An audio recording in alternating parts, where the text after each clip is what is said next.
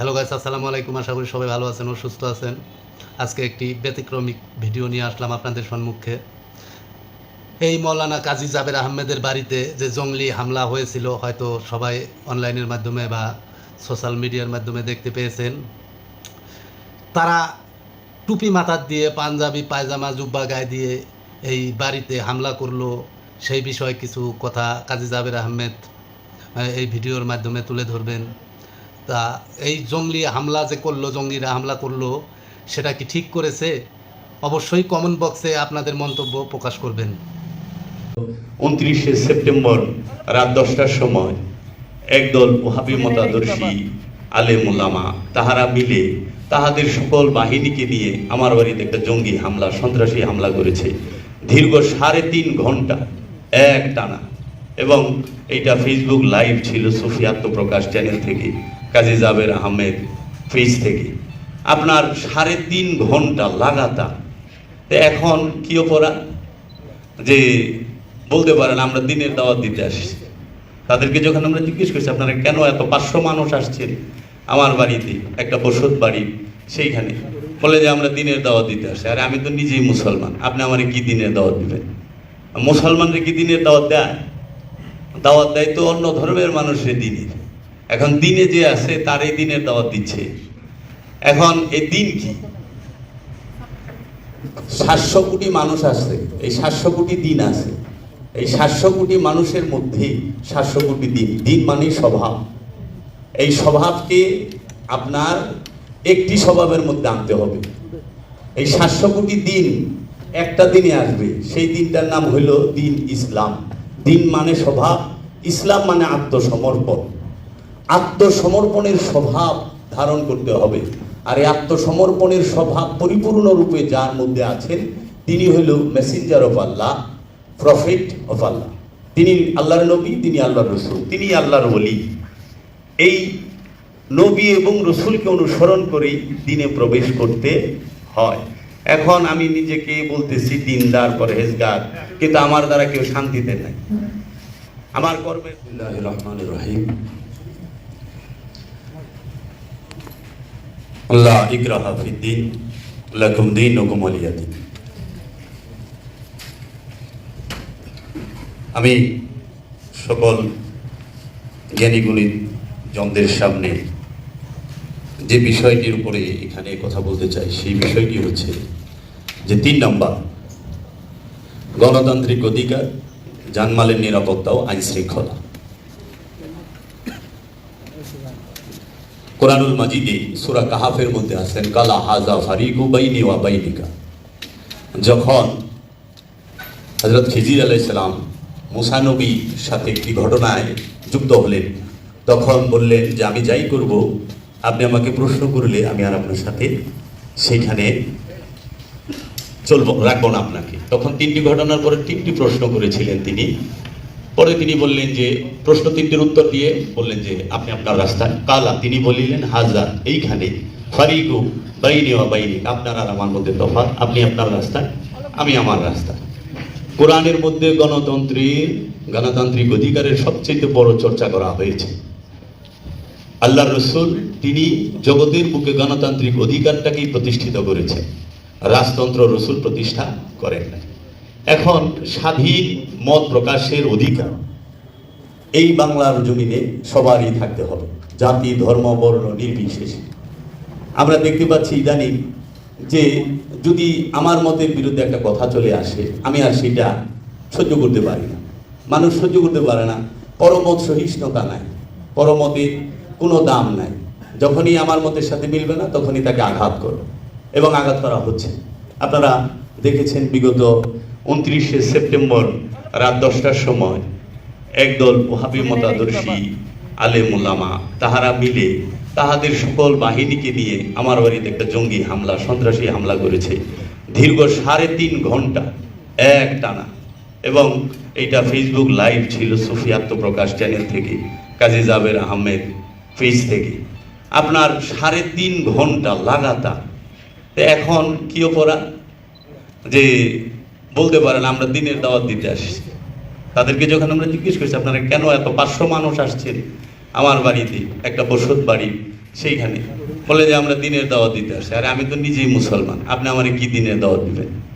মুসলমানরা কি দিনের দাওয়াত দেয়? দাওয়াত দেয় তো অন্য ধর্মের মানুষের দিনের। এখন দিনে যে আছে তার এই দিনের দাওয়াত দিচ্ছে। এখন এই দিন কি? 700 কোটি মানুষ আছে, এই 700 কোটি দিন আছে। এই 700 কোটি মানুষের মধ্যে 700 কোটি দিন। দিন মানে স্বভাব। এই স্বভাবকে আপনার একটি স্বভাবের মধ্যে আনতে হবে।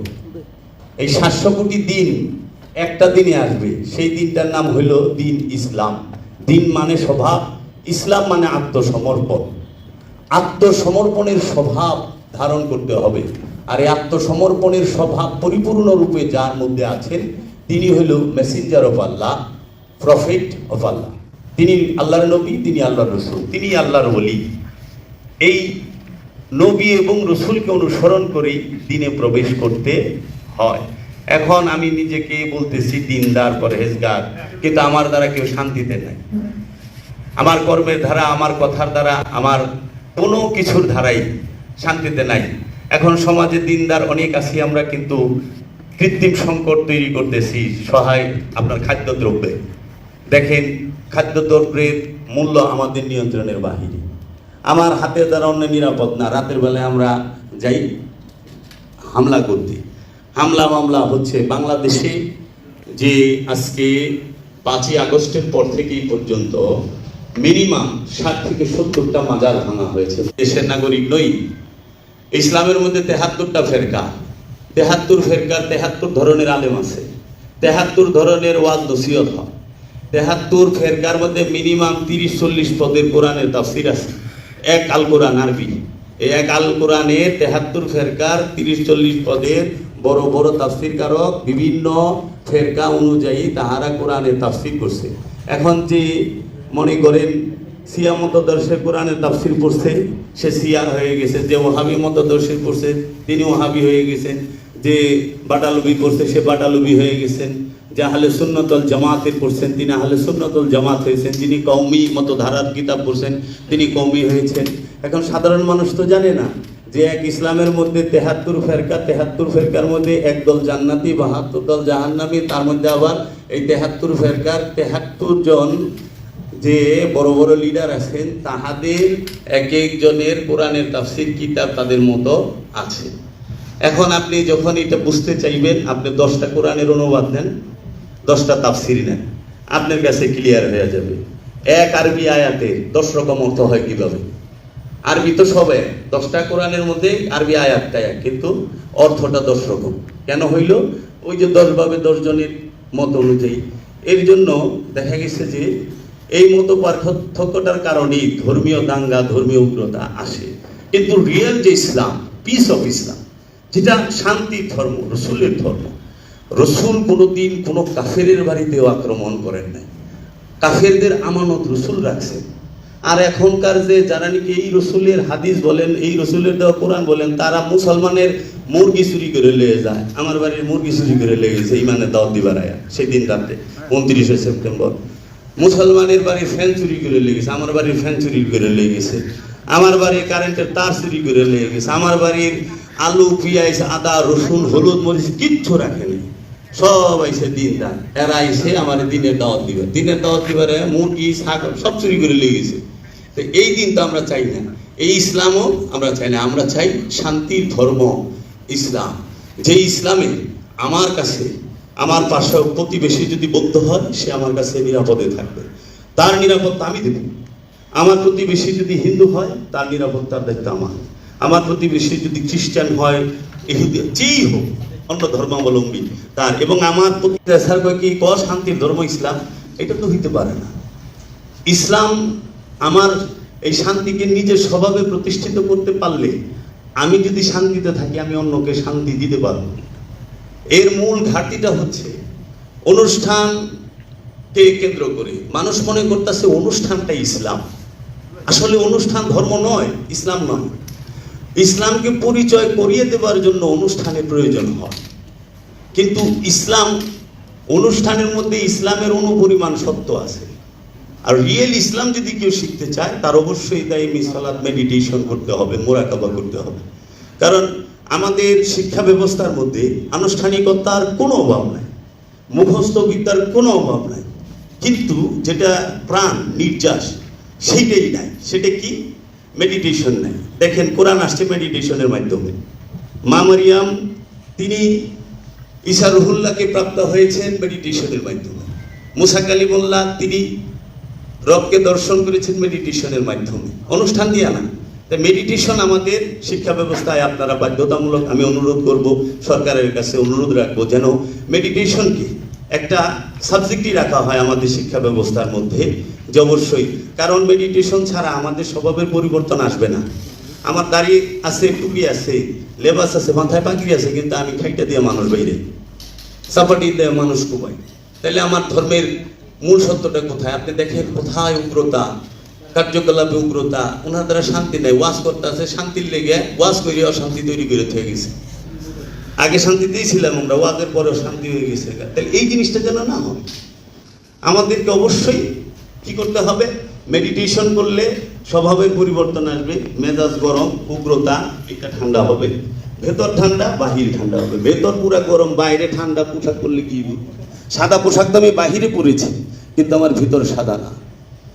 বাহিরে আমি খুব সাদা, ভেতর সাদা না। তাই আমি এইখানে যে গণতান্ত্রিক অধিকার, সেইটা মানুষের মুখ, আমরা যদি মত প্রকাশ করতে পারি সৃষ্টি হবেই, কারণ আলোচনায় সৃষ্টি হয়, আলোচনাই সৃষ্টি হবে। তো আমরা যদি আলোচনা করতে যাই আতঙ্কিত থাকি যে কি করলে না কি করে, এই জিনিসটা থেকে আমরা চাই। এবং মাজার মন্দির, এই মাজার এবং মন্দির এবং ভিন্ন মতাবলম্বী যারা আছেন, মতাদর্শে যারা আছেন, তাদের উপরে যেন বিন্দুমাত্র হামলা মামলা না হয় এবং তাদের নিরাপত্তা সুরক্ষা যেন সরকার দেয়। দেখেন, আজকে আমি 7 দিন ধরে সপরিবারে, আমার বাড়ি ছাড়া সপরিবারে, আমাকে গ্রামে যেতে দেন। ওটা আমার বাবার বাড়ি, দাদার বাড়ি, আমাদের বসত বাড়ি, 5 তলা ফাউন্ডেশন করে 2 তলা বিল্ডিং আমার, কিন্তু আমি থাকতে পারি না।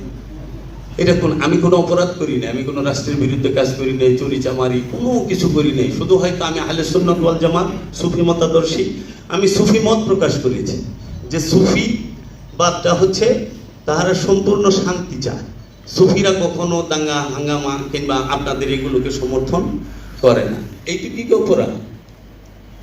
আমি যদি জাহান্নামী হই, আমাকে জাহান্নামে দিবে আল্লাহ, মোল্লার দেওয়ার কোনো অধিকার নাই। মোল্লাকে এই দায়িত্ব আল্লাহ দেয় নাই যে তুমি জাহান্নামে পাঠায় দেয়। আমি যদি জান্নাতের কর্ম করি, আমাকেও আল্লাহই জান্নাত দেবে। মোল্লায় আমাকে জান্নাতে পাঠার অধিকার মোল্লাকে দেওয়া হয় না। এখন কি হচ্ছে সমাজে? কাফের বলতেছে, মুশরিক বলতেছে, নাস্তিক বলতেছে, মুরতাদ বলতেছে, এই তুই নাস্তিক, এই তুই কাফের, তুই মুশরিক। এখন তাদেরকে জিজ্ঞেস করে যে আপনি কি আমার হৃদয়ের খবর জানেন? যে প্রতিটা মানুষের অন্তরের খবর বলতে পারবে, মনের খবর বলতে পারবে, সে বলার অধিকার রাখে তুমি কাফের, কারণ সে অন্তরের খবর জানে। কারণ ঈমান এবং কুফরি দুইটাই অন্তরের বিষয়, একটাও মুখের ভাষার বিষয় না এবং বাহিরের লেবাসের বিষয় না, এই দুটোটাই অন্তরের বিষয়। এর জন্য আমার অন্তরে, আপনার অন্তরে যে প্রবেশ করতে পারবে সে বলার অধিকার রাখে। এর জন্য আল্লাহ বলছেন ইন্নাল্লাহা আলিমুন বিযাতিস সুদূর, নিশ্চয়ই আমি মানুষের অন্তরের খবর রাখি। এর জন্য আল্লাহ বললেন তুমি কাফের, কারণ আল্লাহ জানে কি আল্লাহকে স্বীকার করেছে, কি রসুলকে স্বীকার করেছে, আবার কে স্বীকার করে না এটাও জানে। তাই যে স্বীকার করে নাই তারে কাফের বলে, যে স্বীকার করেছে তাকে মুমিন বলে। তাই আজকে সরকার যেন এদিকেও দৃষ্টি রাখে যে কাফের এবং মুমিন বলার অধিকার কোনো ধর্মীয় যাজকের নাই, কোনো ধর্মের মৌলবী মুন্সি এই বিষয়টা নাস্তিক বলার, কাফের বলার অধিকার তাদের নাই। তো কাজেই আমরা নিরাপত্তা এবং নিরাপদভাবে যেন এই রাষ্ট্রে চলতে পারি সেই দিকে সরকারই করবে। এবং এই রাষ্ট্রে প্রতিটা মানুষ সার্বজনীনভাবে মত থাকবে, মত প্রকাশ করবে। কোরআন আল্লাহর বাণী সার্বজনীন, কোরআন কিন্তু সার্বজনীন। কোরআন মুসলমানের জন্য আসে না, কোরআন আনছে হুদাল্লিন, মাদ্রাসাও করছে, মসজিদও করছে, কিন্তু সরকার মেডিটেশন সেন্টার করে না। আমি অনুরোধ রাখবো সরকার মহোদয় যেন মানুষের জন্য, কারণ মেডিটেশন করার আগ্রহী বাংলাদেশে অনেক মানুষ আছে, আমি নিজে মেডিটেশন করেছি, তা আমার ওই রকম একটা স্থান নাই নিরাপদ যে মেডিটেশন করা। আর মেডিটেশনে বসলে ওইখানেও জঙ্গিরা যায় হাজির হয়, উগ্ররা যায় হাজির হয়, মেডিটেশনে বসে উঠ। আশ্চর্যের বিষয়, তো মসজিদে যা। আরে বাবা, আমার যেখানে ভালো লাগে আমি সেখানে যাব। তো এই মেডিটেশন সেন্টারটা যেন করা হয়। আর যে নারীদেরকে নিয়ে বৈষম্য, ইসলাম ধর্ম নারীকে সবচেয়ে উঁচু মর্যাদা দিয়েছে। যত ধর্ম আছে সবচেয়ে উঁচু স্তরে বলা হয়েছে, তখন হিজাব আবিষ্কারই হয় নাই। কারণ 500-630 সালে আল্লাহ রসুল কোরআনের ইটা দিয়েছেন। ওই সময় কাপড় হিজাব আবিষ্কার করলো কে? বরকা আবিষ্কার করলো কে? হাত মোজা পা মোজা কে আবিষ্কার করলো? পাইবেন কই? নাই তো। এটা তো আধুনিক আবিষ্কার। এখন হাত মোজা পা মোজা একদম হিজাব টিজাব পইরা। আল্লাহ রাব্বুল আলামিন কোরআনে বলছেন তাকওয়ার পর্দা, তাকওয়া যেটা দৃষ্টি এবং মস্তিষ্ক এই দুইটাকে পর্দা দিয়ে থাকে, নর এবং নারী দুইজনই, পুরুষ এবং মেয়ে। তখন এই তাকওয়ার পর্দা আপনি যদি দৃষ্টিতে দিতে পারেন, মস্তিষ্কে দিতে পারেন, সারা পৃথিবী নিরাপদ। আর যদি আপনি তাকওয়ার পর্দা না দিয়া যদি খালি কাপড়ের পর্দা দেন, জান্নাতে আপনি অনিরাপদ, ওখানেও সমস্যা হয়ে যাবে। কারণ এক রুমের থেকে আরেক রুমে ঢুকে গেলে বিপদ ঘটায় দিবেন। এর জন্য এই জিনিসগুলো আমাদের এই ছাত্র সমাজ যারা আছে তাদের বুঝতে হবে যে পর্দার বিষয়টা কি। পর্দা কখনোই ফিজিক্যাল যে অর্গান কিংবা আমাদের যে বডি, এই বডির জন্য না। পর্দা এই বডির জন্য পোশাক, আর পর্দা হচ্ছে আমাদের অন্তরের যে দৃষ্টি সেইখানে। তো দুইটাই আমরা শালীনতা বজায় রাখবো। আমরা এমন হব না, এখন বরকা হতে সুবিধা হয়েছে, ওই যে স্মাগলার এখন বরকা বিন্দা যায় বুঝাই যায় না যে যাইতেছে, এমন ভাবে রুমাল মোড়া দেখছেন ভিডিও ধরা পারি না কেরাই। তো কাজেই উন্মুক্ত থাকতে হবে, মন বড় করতে হবে, হৃদয়কে বড় করতে হবে। তাই জাতি ধর্ম বর্ণ নির্বিশেষে, আমি একটু বেশি সময় নেওয়া ফেলাইছি, ক্ষমা প্রার্থনা করি। জাতি ধর্ম নির্বিশেষে সবাই যেন শান্তি শৃঙ্খলভাবে আমাদের এইখানে বসবাস করতে পারি আমরা, এবং আমার মতো যারা আক্রান্ত তাদের যেন সুষ্ঠু বিচারটা হয়। সরকার মহোদয় যেন আইন শৃঙ্খলা বাহিনীকে নির্দেশ দেয়, যাদের বিরুদ্ধে মামলা হয়েছে তাদেরকে সুষ্ঠু তদন্তের মাধ্যমে সুষ্ঠুভাবে এই দেশের আইন অনুযায়ী বিচার করা হয়, অতি বিলম্বে তাদেরকে গ্রেফতার করা হয়। গ্রেফতার না করলে তারা আরও বেড়ে যাবে। কচু কাটতে কাটতে ডাকাইতে হয়, বাংলা একটা কথা আছে। যে আমি এখানেই রাখলাম, ভালো থাকবেন, আসসালামু আলাইকুম। ধন্যবাদ কাজী জাবের আহমেদকে।